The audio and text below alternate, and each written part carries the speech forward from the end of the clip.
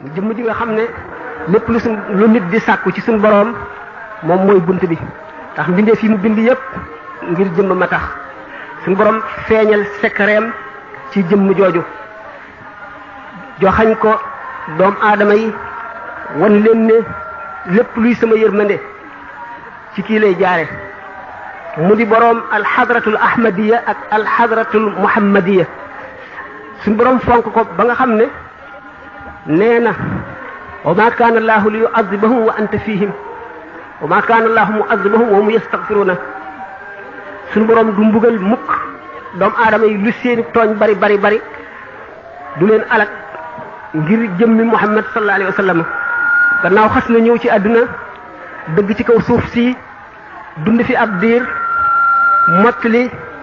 liñ ko yónni woon mu jotal ko mbindeef yi suñu boroom rus na ko ba lu xeetam bi tooñ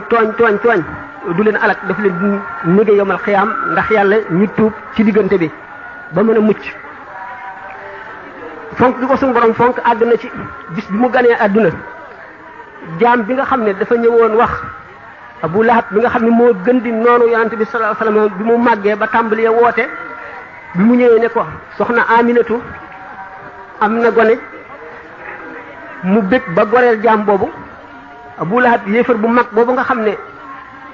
bis bi yonent bi juddu ñu wax ko rek te xamagul na muy mel amoon na ci mbëgg ba baal jaamam boobu mu nekk gor yilifatu ko loolu tax na waxtu woo xam ne bés bi yonent bi sallallahu alayhi wasallam ganee woon adduna ci bëccëg bi ak guddi gi yépp kenn dootu ko mbugal ndagam moom mi nga xam ne mujj na di noonam di ko fexeel fu mu toll di ko weddi di xiir dof yi ci kawam di xiir ñu ñàkk xel ñi ci kawam ñu di ko sànni xeer di ko sëllax suuf di ko yëjji di ko wakkaate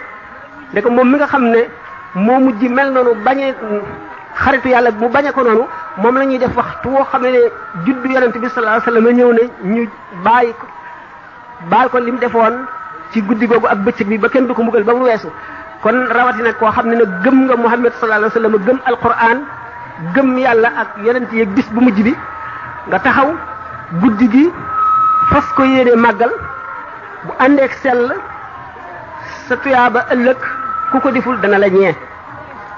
ndax sallallahu alayhi wasallam